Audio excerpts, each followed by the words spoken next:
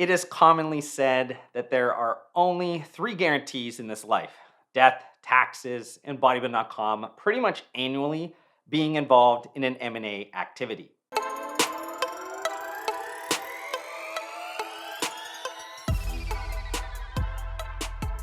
Since July of 2019, bodybuilding.com has been involved in four confirmed mergers and acquisitions transactions. The first was a related party transaction that happened between Liberty Expedia Holdings and Expedia Group. About a year later, Expedia Group faced huge market pressures from the Great Shutdown, decimating the travel industry, and it was forced to sell off its non core assets.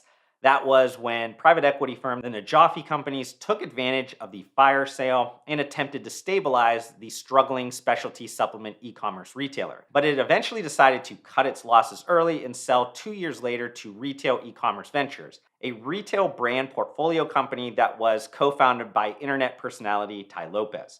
In a piece of content from March of 2023, I mentioned Retail Ecommerce Ventures was reportedly in financial trouble and had hired advisors to consider a variety of strategic options that included lining up a potential buyer for its portfolio companies, putting up intellectual property as collateral for a loan or investment, or filing for Chapter 11 bankruptcy protection. Well, as of last quarter, we now know that a group of investors that had backed Retail Ecommerce Ventures acquired most of the retail brand assets, including bodybuilding.com. Subsequently, Retail Ecommerce Ventures dissolved as an operating entity without resorting to bankruptcy, and Tai Lopez and his co-founder are not involved, at least reportedly, in this new venture. Bodybuilding.com is now owned by OMNI Retail Enterprises, which describes itself as a global e-commerce company composed of lifestyle brands focused on elevating the shopping experience. The executive chair of OMNI Retail Enterprises is Raj Gupta, who from my quick internet sleuthing shows was an attorney serving in the Navy before getting into private wealth management and then investing in multifamily real estate. I state that mostly because he's not exactly someone who possesses the consumer, retail, or digital expertise needed to revive a portfolio of struggling retail brands. But maybe I'm not giving Raj Gupta enough credit because his first big decision came a month after the M&A transaction when he hired Sharon Leite as the CEO of OMNI Retail Enterprises. If that name sounds familiar, it's because she was the CEO of the Vitamin Shoppe from August 2018 to January of 2023. It's no secret that I'm a big fan of Sharon, as we became close during and after her time leading the Vitamin Shoppe.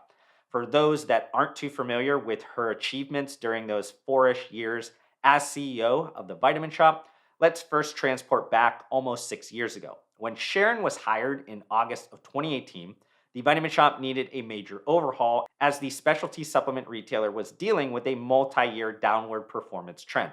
The Vitamin Shoppe was struggling to understand how to compete with Amazon, how it would serve changing consumer expectations around shopping experiences, and the dissemination of the supplement category. The Vitamin Shoppe also lacked a robust innovation culture internally, had really no brand identity, hadn't grown its customer base much in years, had poor execution in just about every department, and was overall unable to evolve with the swiftly changing business landscape. In her first earnings call, when the Vitamin Shoppe was still a standalone public company, I remember her laying out the strategic transformation plan that included a drastic multi-year store optimization and an additional cost-cutting plan. Then, a year into her CEO role, the Vitamin Shoppe went through an acquisition, which in hindsight turned out to be a great decision. The Vitamin Shoppe needed to get out of the stock market's watchful eye and quarterly expectations because it wasn't conducive for a business that had falling sales and needed to change at an elevated speed and intensity. Franchise Group would end up being the type of operator and capital allocator that helped support the Vitamin Shoppe through what would happen a handful of months later in 2020. But over the next few years, Sharon led efforts that not only dramatically improved and created a much stronger foundation, but also made the Vitamin Shoppe a more resilient company. OMNI Retail Enterprises is at a similarly critical time to when she joined the Vitamin Shoppe 6 years ago, but this time Sharon will be tasked to revive several brands into this kind of new era. From my understanding, the three keystone assets of OMNI Retail Enterprises are Dress Barn, Pier 1, and bodybuilding.com. The good news is that Sharon has held leadership positions previously in each of those categories, including an 8.5-year stint at the home goods retailer Pier 1 when it had over 1,000 stores in North America, which maybe brings up a point for consideration. Where does bodybuilding.com land on Sharon's prioritization list? She was an outsider to the supplement industry or health and wellness space before her time at the Vitamin Shop. So, should we really expect her to passionately give bodybuilding.com the time and attention needed for any semblance of a meaningful turnaround? Well, I can say with complete confidence that Sharon has been a fan of bodybuilding.com for many years and watched the business closely. I'm aware of that because of my involvement in the due diligence process when the Vitamin Shop looked at acquiring bodybuilding.com in 2022. Additionally, I heard that Sharon and bodybuilding.com founder Ryan DeLuca spoke both around the business legacy and vision for its future. So yes, I think the rebuilding of bodybuilding.com will be a priority, not only because of what I just mentioned, but also because it's likely a material share of the portfolio's revenue. And before you blow up the comment section asking me about revenue numbers, financial details of the OMNI Retail Enterprises transaction were not made public, and previous operating details at Retail Ecommerce Ventures were relatively unknown. The last information leaked stated that 2021 revenues for the entire Retail Ecommerce Ventures portfolio totaled $150 million, but the next year, revenue supposedly fell drastically to $60 million, which still seems kind of unbelievably low. And I unfortunately couldn't find any numbers from last year. The only SEC actions this year involving OMNI Retail Enterprises is a stock transfer and eventual $6 million sale of shares from what I believe was a previous Retail Ecommerce Ventures investment stake in the modeling agency Wilhelmina International. Regardless, let's shift our attention to what could be next for bodybuilding.com. And maybe a hint could be in its recent hiring announcement that Steve Murata will lead the rebuilding of bodybuilding.com. Steve previously worked with Sharon at the Vitamin Shop managing its private label business. So based on his background, my assumption is that the initial strategic focus will be centered around product and merchandising, both from a private label and third-party perspective. This isn't a terrible place to start. While there's been small flashes of decency in the bodybuilding.com private label business over the years, it's never been an extremely bright spot within the organization. Additionally, third-party merchandising is abysmal right now, mostly because, well, a lot of reasons that I'll get into next. But how about I do this? I'm going to attack this next part of the content by essentially putting myself in a hypothetical situation where Sharon calls me up, asks me to take the quick flight from Houston to Dallas, and says, give me your bodybuilding.com transformation pitch. And before even getting off the phone, I would be transparent around the reality that it will take at least 2 years of hard work rebuilding the foundation at bodybuilding.com before it's even ready to support strategic growth plans again. If we're aligned on that timeline and have the capitalization and or portfolio profitability expectations to support it, then we can move on to these next steps that eventually ends up with how can bodybuilding.com be special again.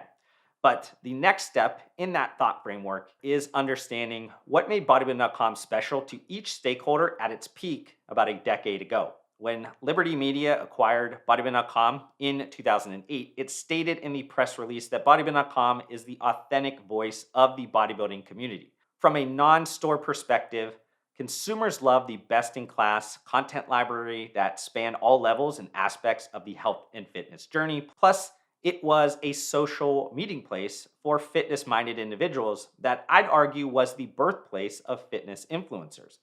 On the e-commerce side, customers love the best-in-class merchandising, competitive pricing, and excellent customer service with signature style. From a vendor perspective, bodybuilding.com provided the largest community of fitness-minded consumers, many of which were early adopters in purchasing supplements online. Also, vendors were able to piggyback off the digital media expertise and resources of bodybuilding.com. Now, a lot has obviously changed internally and externally over the last 10 plus years. And it would take me forever to list everything, but here's a snippet of a few important changes. Supplement buyers now have many purchasing choices online, including the endless shelf at Amazon or directly from the brands they've connected with on an emotional level. The content at bodybuilding.com has become stale as the company couldn't keep up with the dissemination of health and wellness information across digital platforms. Additionally, bodybuilding.com was no longer a social meeting place for fitness minded individuals, and fitness influencers shifted monetization strategies elsewhere. Finally, barriers to entry lowered significantly for vendors around all aspects of e commerce and digital media. So, then the next step is contemplating two questions through the lens of today. One, what does bodybuilding.com want to own in the consumer's mind? And two, is that a financially viable proposition within the current health and wellness business landscape? That stage gate then unlocks a discussion around what's repairable and unrepairable across each stakeholder, because a lot of mismanagement occurred over the last, let's call it 7 years. Now, I'm of the mindset that everything in business is repairable. And then the actual question centers on if there's sufficient resource allocation and patience required for the repair process. And that goes back to the turnaround plan timeline expectations I mentioned earlier.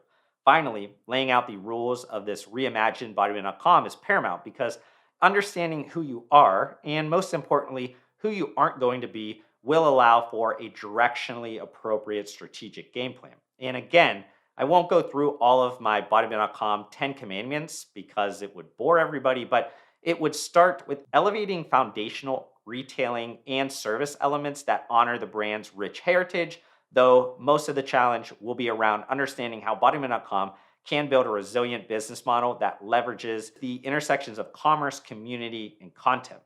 The game has changed so much, but that's also what creates opportunity. But I just wanted to end with some quick final thoughts. And I want to go back to something that Tai Lopez said when he acquired bodybuilding.com.